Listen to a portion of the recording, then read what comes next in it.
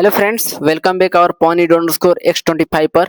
तो आज के इस वीडियो में हम लोग बात करने वाले न्यूमेरिकल मेथड 2 का जो अपना लास्ट टॉपिक है, solution of simultaneous linear equation या अलजेब्रिक इक्वेशन। इसके जो मेथड कौन कौन से होते हैं, सॉल्व करने का टेक्निक और मैट्रिक्स को रिप्रेजेंट कैसे किया जाता है इन मेथड को सोल्व करने के लिए। ठीक है, तो बिना देरी के स्टार्ट करते हैं।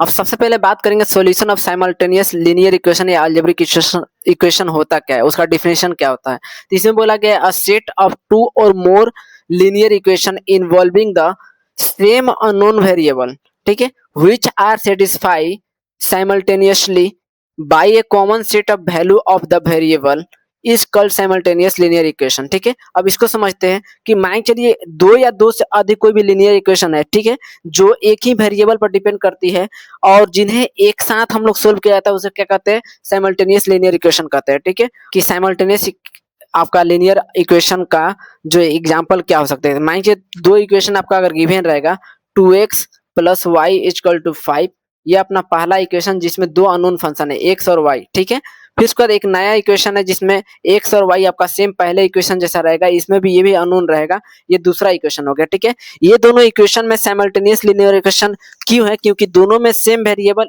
x और y है। ठीक है, इसमें भी x है, इसमें भी y है, इसमें भी x है, इसमें भी y है। ठीक है, और इनका कॉमन सॉल्यूशन जो है एग्जिस्ट करता है। और साइमल्टेनियस लीनियर इक्वेशन बोलने का मतलब है कि कभी भी x और y जो है उसका पावर 1 होगा। ठीक है, इसमें भी 1 पावर है, इसमें भी 1 है, इसमें भी 1 है, इसमें भी 1 है। ठीक है, इसमें कुछ इंपॉर्टेंट पॉइंट्स होते हैं कि साइमल्टेनियस लीनियर इक्वेशन को कैसे पहचानें। ठीक है, सबसे पहले equation must should be linear variable. ठीक है, यानी इसकी पावर क्या होना चाहिए, 1 होना चाहिए। यानी जो भी आपका इक्वेशन हो, एक्स वाई जेड दो वेरिएबल हो और दो अननोन फंक्शन हो या तीन अननोन फंक्शन है, उसका पावर क्या होगा, ऑलवेज भी 1 होगा। ठीक है, तो ये आपको पहचानने का एक टेक्निक हो गया।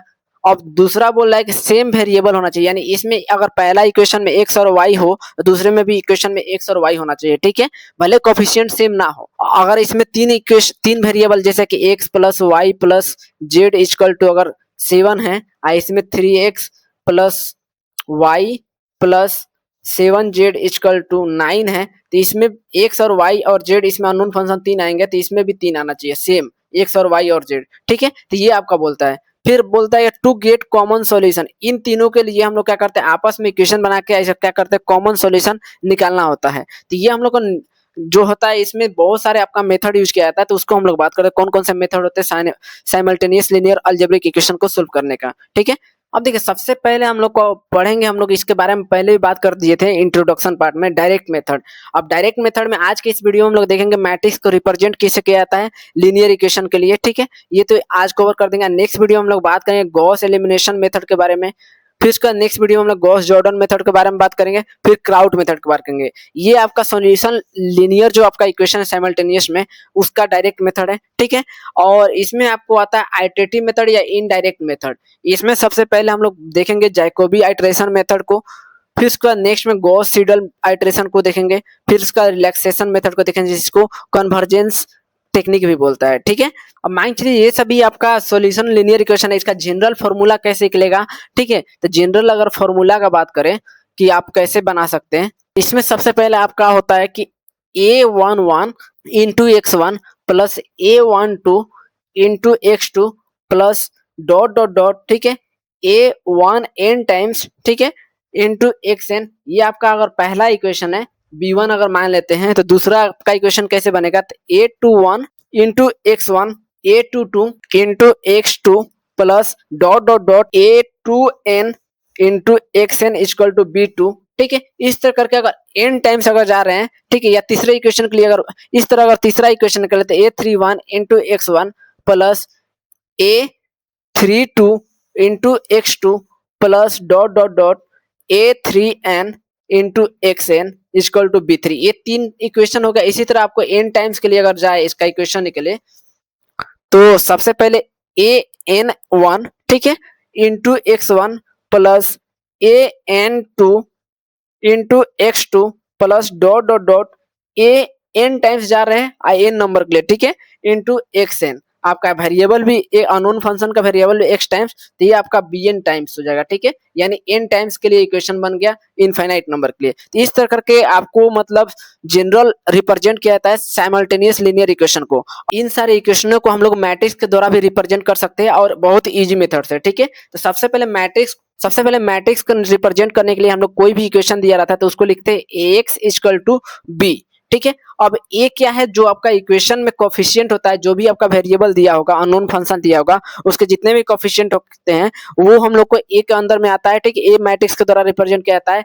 एक्स आपका जो भी अननोन वेरिएबल होते हैं उसको हम लोग रिप्रेजेंट किया जाता है। बी अपना इक्वल के दूसरे साइड में जो दिया रहता है उसको हम लोग रिप्रेजेंट करते हैं। अब इसमें जो इक्वेशन आपका बना हुआ था, ठीक है, तो ये अपना b1 b2, ठीक है, b3, ये आपका x इक्वल टू b जो है इसमें ये वाला फंक्शन हो जाएगा, ठीक है। ये वाला फंक्शन क्या होगा आपका, ये वाला कोफिशिएंट हो जाएगा।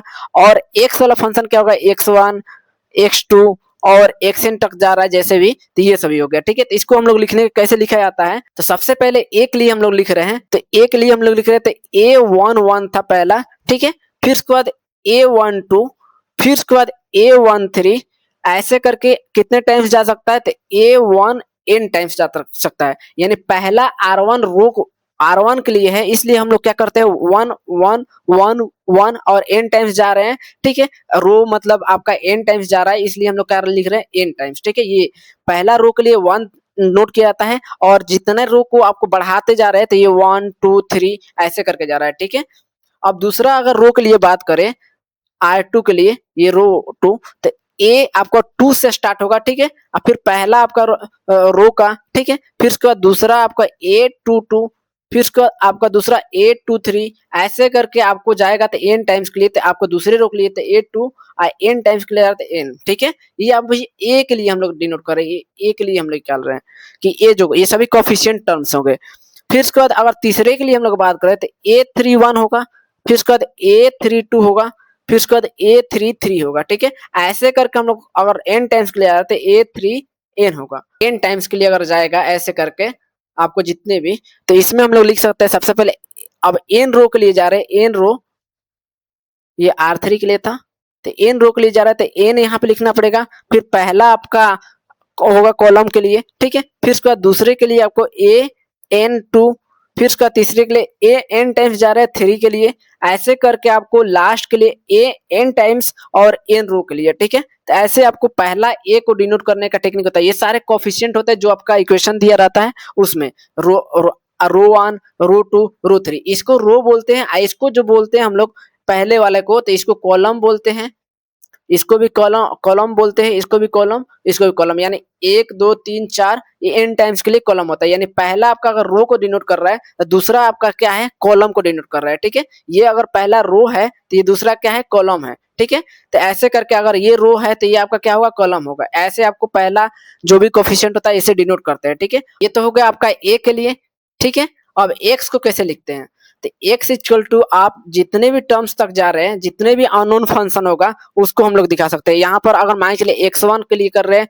x2 के लिए कर रहे हैं, x3 के लिए कर रहे हैं, या xn टाइम्स तक अगर रो आपका दिया है, जो भी इक्वेशन दिया है तो उसके लिए, ठीक है, x को ऐसे डिनोट किया जाता है। अब फाइनल आपको b का टर्म्स आ गया, b मतलब आपका क्या था, b1 था, b2 था, b3 था, ठीक है। तो ऐसे करके आपको b1 पहले बन रहा था, फिर b2 बन रहा था जो इक्वल के दूसरे साइड, फिर b3 होगा, फिर से करके n टाइम्स के लिए जा रहा है तो bn टाइम्स जाएगा, ठीक है।